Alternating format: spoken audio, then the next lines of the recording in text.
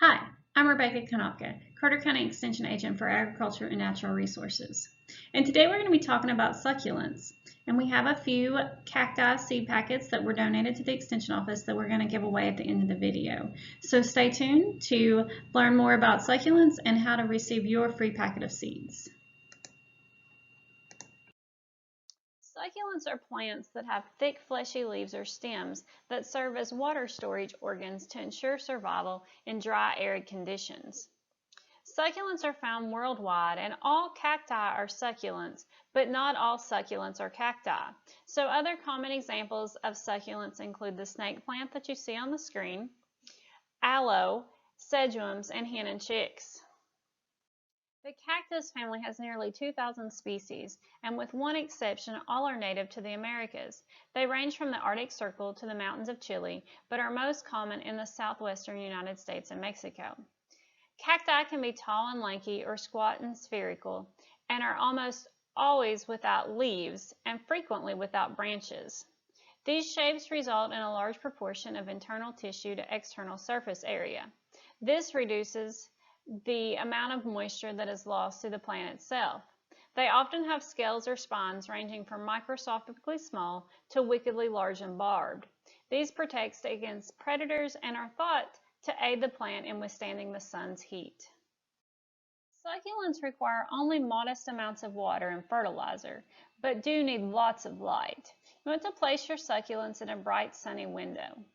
Artificial lighting can make up for insufficient natural light. A cool white fluorescent tube or a combination of daylight and natural white fluorescent tubes will give good results. Position the lights 6 to 12 inches above the plants and keep them on for 14 to 16 hours each day. In nature, most cacti and succulents grow in well-drained sandy soil. You'll want to duplicate these conditions indoors. A mix of 1 part potting soil and 1 part coarse sand is usually porous enough. A good test is to moisten the mixture and squeeze it in your hand. On release, the soil should fall apart. You can also purchase commercial potting mixes that are created specifically for succulents.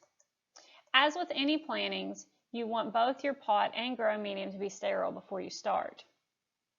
It's best to grow these plants in pots with drainage holes because excess water trapped in the soil will result in rotting and decay in a very short time. During the low light winter months, water cacti and succulents only enough to prevent shrinking and withering. When watering, do it thoroughly. Water should flow through the drain holes, and then you'll want to discard the extra water in a few minutes. A series of repeated shallow sprinklings often result in distorted growth.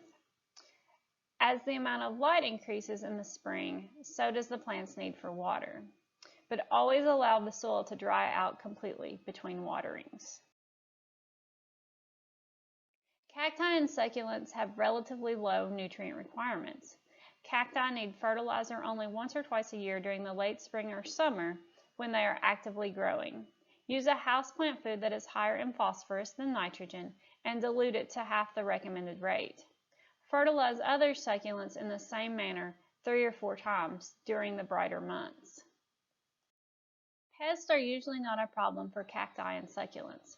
If the plants do get mealybugs or scales, wipe them off with alcohol-dipped cotton swabs. Maintaining good cultural conditions such as bright light and proper watering will prevent fungal or bacterial rots. Many cacti and succulents are well adapted to living in houses where the relative humidity is low, about 10 to 30%. You may also be able to bring your cacti and other succulents into bloom indoors if you can create their native winter conditions. This involves a combination of good light, dry soil, and cool nights. A windowsill location will give the necessary light and cool night temperatures. You can see some cacti that are easy to flower indoors listed on the screen. Many cacti and succulents benefit from spending the summer months outdoors though.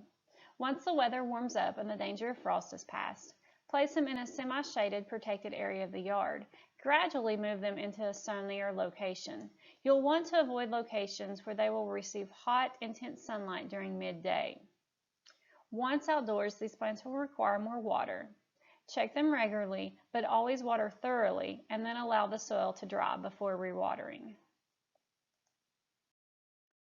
Cacti and succulents are often grouped together in shallow dish gardens. While this may be an attractive way to display your plants, take several precautions. First, choose plants that are compatible in growth rate so that one or two plants do not outgrow the rest. Even more importantly, the plants must have similar water requirements. Most cacti need less water than other succulents. Also, since shallow dishes seldom have drainage holes, do not overwater the plants. Broken clay pot shards and coarse gravel at the bottom of the container may provide some drainage. However, excess moisture may eventually be drawn back into the soil, which may keep the roots wet too long. You can propagate cacti and succulents easily by stem cuttings. Many succulents will form new plants from leaves which have been broken off. To be successful with cuttings, allow the cutting wound to air dry. Then stick the cutting into slightly moistened, sterile sand. Water sparingly since moisture retention is not a problem. Once the roots have formed, transplant into the regular sand and potting soil mixture. Since cacti and succulents are diverse, determine the specific requirements for your individual species. Cacti seeds can be started indoors any time of year. You'll want to barely cover the seed with a potting mix and then water sparingly until germination, and it can take 7 to 56 days for germination to occur, so be patient.